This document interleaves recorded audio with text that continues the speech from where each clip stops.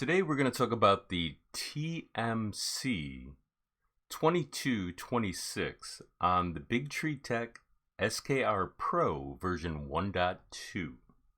So I need to point out a couple of things. So I'm going to show you a close-up of the stepper initially.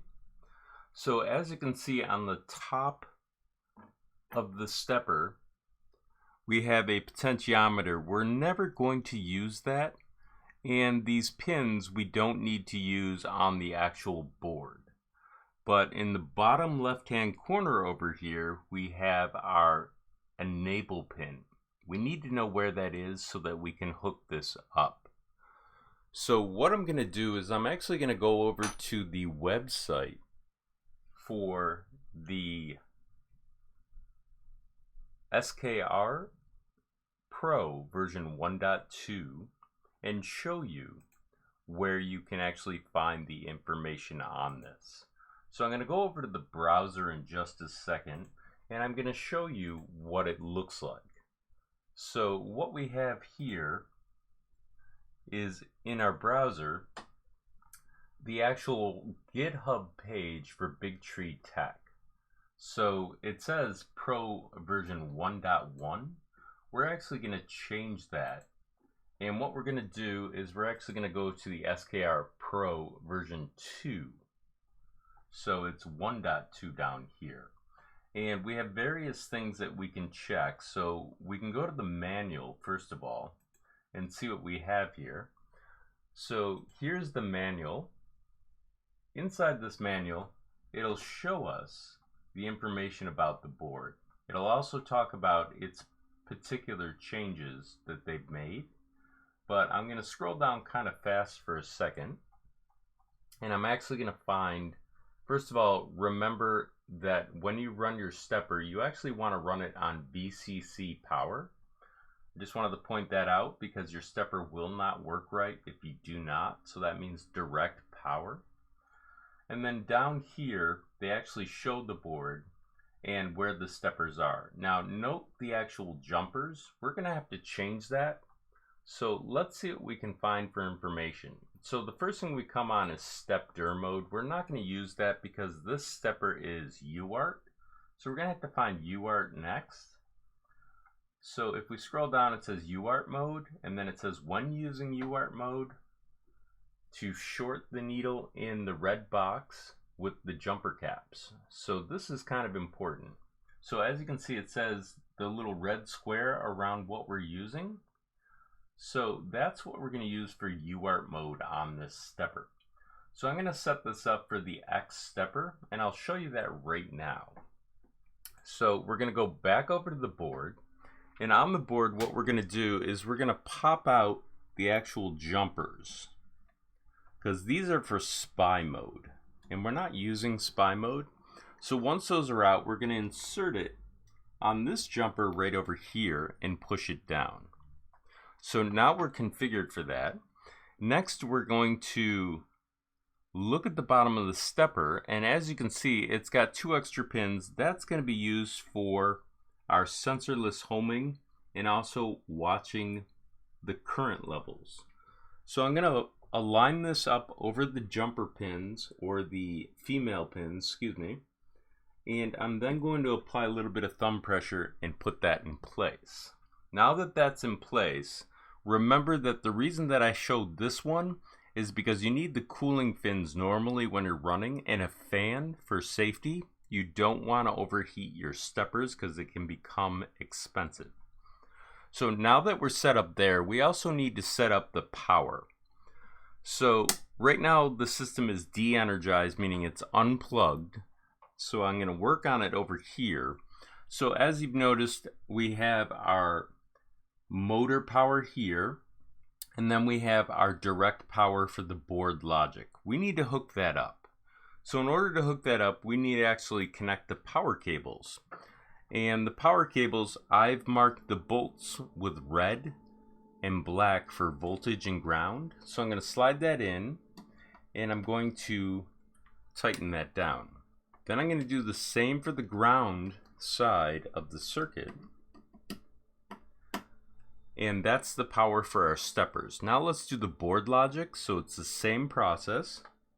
We're going to slide it in, and then we're going to tighten it down. And then we'll do the same over here. And notice how positive and negative means positive being voltage and black being ground, which is negative. So once that's secured in there, we're actually going to cover it so that we don't accidentally touch it. Now normally on other boards you would power it with USB, but because we're not using USB to load it, because you need to load it separately, we're going to have to use a, in this case, Rocketech converter drive for the SD card. Also note the position that I spoke about earlier for the actual direct power being this jumper setting. If you were in the other one, it would be USB. I'll show you that real quick. This will actually power the board, but for now it won't power the steppers, and it will cause imprecise stepping if you're not on the right jumper. So I'm going to pop this out, and just so you know, no one's paying me or sponsoring me to do this tutorial, but I will place Amazon affiliate links in the description for your convenience. So I'm going to place that in there, and then I'm going to place this in my computer. Once this is in my computer, I'm going to go over to VScode. So I'm going to bring that up, and inside VScode, in order to actually load the actual firmware, you have to download it from the Marlin website. I've already done that and extracted it, so I'm going to click on Explorer, then I'm going to go to Open Folder, then I'm going to go to my Downloads folder, then my Marlin folder, then my next Marlin folder. Then I'll select the folder. This will bring up our configuration. So what I need to do is actually point out how to do this real quick. So I'm going to go to the Marlin folder, the source folder, the core folder, then boards.h. Inside boards.h, I'm going to search on SKR Pro. And as you can see, the SKR Pro, let me get that out of the way. The SKR Pro version 1.2 is what we want to copy. So we're going to right click on that, if it ever lets me. There we go. And copy it. Then we're going to minimize core and source, and then go to configuration.h. Then we're going to search on motherboard, and we're going to paste our board over that right here. Then we're going to go to serial port, and we're going to change the 0 to a -1. And then we're going to search on our stepper. So I'm going to search on A4988 to get us where we need to go. And we're going to be working with the X stepper, so we need to remove the comment. And as you can see, it's the A4988 at the moment. And our stepper does not appear in the list. So the one that we should use is the TMC2226. So I'm going to copy that. One of these days they'll actually update the firmware so it'll show our stepper, but at the moment it's not there. So I'm going to paste that right here, and then I'm going to scroll down. And down here we actually have the access steps per unit. So that's going to be relevant in a second, and I'll show you why. So if we go over to the configuration advanced and we search on 800, and we may have to put in a couple of searches to get to where we need to go by hitting enter, it'll bring us to our stepper. And right here it says micro steps. This is linked to the actual steps over here. So if this were 80 and we were to change it to 160, that would mean that we need to change the 16 here to 32. And I'll show you again. If this were 320, this would then have to be 64, and so on and so forth, depending upon how many micro steps you're working with. So once we have that set, we're all good there. So let's turn on debugging so that we can see what's going on in case we've hooked this up wrong. So I'm going to search on TMC debug with an underscore, and I'm going to remove the first monitor driver status comment. That'll enable us to use the M122 for our G code so that we can check if it's working. Then we'll also search on the second one because there's two, and we'll remove TMC debug as well with the underscore. So that's all set. Now we need to set up sensorless homing. So I'm going to go up for a second and search on sensorless homing right here. And I'm going to remove the comment to enable it. Now the setting that you see here for 8, that actually is for like steppers for TMC 2130s or TMC 5160s. In this case, we're using the TMC2226. So we're going to use the TMC2209 setting. So the optimal setting I found was 125 for that setting. And we'll see in a moment how sensorless homing goes with that. So next what we need to do is actually set this up for a compile. So what I'm going to do is go over to platformio.ini, and I need to set up my default environment. And inside my default environment, what you can do to find it is search on SKR Pro, and this will bring you to the chipset default environment because the version 1.1 and the 1.2 share the same environment or chipset. So we'll scroll back and we'll replace this value. So I'll paste that in there. Whoops. Let me fix that real quick. I need to take out these real quick. And that's our default environment. So before we can compile, what I normally do is a clean. And that will clean out any previous builds that may exist in .pio. And now what I'm going to do is actually click the checkbox to build. And this is multiple compiles. Now we may run into issues during a compile. If we do, find the first error and then fix that. But in this case we have an error, but apparently it's not compiling correctly and it doesn't look like a normal error. So I'm going to hit compile a second time. And this usually will take care of the problem unless there's something that you need to set. So once this completes, we'll actually be able to go to the .pio folder in the build folder for SKR Pro, and we'll find our firmware.bin. So let's give that a second to populate, and then I'll show you how to place it on the drive. So it's almost complete. As you can see, it's almost finished with its build.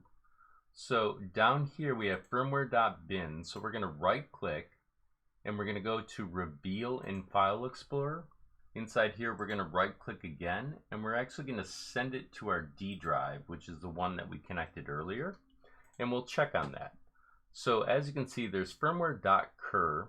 This was last loaded on the 31st. Cur means current, and this is the build that actually will load for the binary and then overwrite this and rename itself to firmware.cur if your load goes correctly.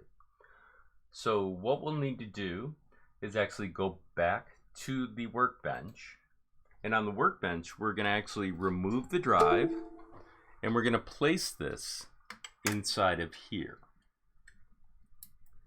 Then normally you would power it on other boards, but it's not going to load in the current mode that it's in. So I'm going to plug this in, and then I'm going to grab the power cord for it over here, and I'm going to plug this in, and this should load the firmware. So you'll see a flashing in a second, that little green light, that's the firmware loading.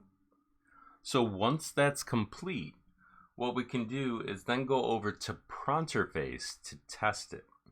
So what I'm going to do is I'm going to go to Pronterface, and inside Pronterface I'm going to try and connect, but because I don't know what the actual COM port is, I need to check that because the other one says 7. So we're going to go over and we're going to check for device manager. So inside here we'll type device, and you'll see device manager, and I'll click on that, and then device manager will come up, and what we're going to look for is actually the COM port. So it does say that it's COM port 17. So I'm going to close this down, and I'm going to go over here and I'm going to change my COM port in Pronterface to 17. Then I'll hit the connect button, and it says the printer is now online. So now we can check the actual stepper to see if it's working with the M122 and press enter. And as you can see, it says testing X connection OK. So it is functional. So what we'll need to do now is test it. So to test it, I'm going to actually move 10 and see what happens. And at present it's not working because I forgot to connect something, so I'll do that real quick. So I'm going to de-energize the system. I'll disconnect for the moment. I'll pull the cord, and then I'll take the actual connection over here and place it down in here. So that will allow us to move. So I'll reconnect this, reconnect in Pronterface. Now let's check that. So it does look like it's functioning. Now just in case you don't know, in Pronterface, if it homes in the wrong direction, you're going to have to do an invert.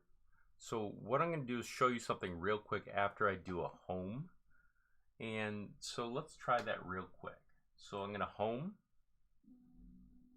and it homes in the opposite direction that I assumed it would. I thought it was going to go to the left. The way to fix that is actually to go over to VScode, and inside VScode, if you go to configuration.h and you search on invert, down here you'll be able to actually change the direction and reload it. So this will change so that it goes the opposite direction. That's something that I didn't cover, but now you know. So let's go back to Pronterface and check one other thing. I want to see what homing looks like. So I'm going to type the command M119. M119. Whoop.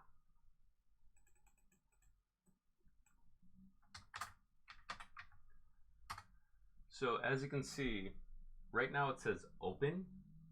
That's because it's already homed. So let's see if we can trick it. I don't think this will work, but let's try it. So it's already homed, and let's try this. So it still says open. So normally with an end stop, when it's connected, it'll say open when the circuit's open.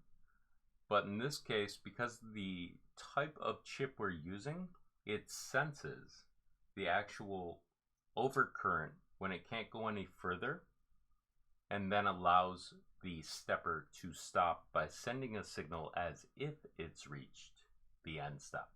And that's one of the advantages of sensorless homing with this stepper, as well as the quiet at which it moves. So I'm gonna test this real quick over here to make sure that it goes 200, which it does, and I'm gonna home again just so you can see. So this may take a second to home, so let me click on it. And so if you like my tutorial, please press the like button and subscribe, and thank you for your time.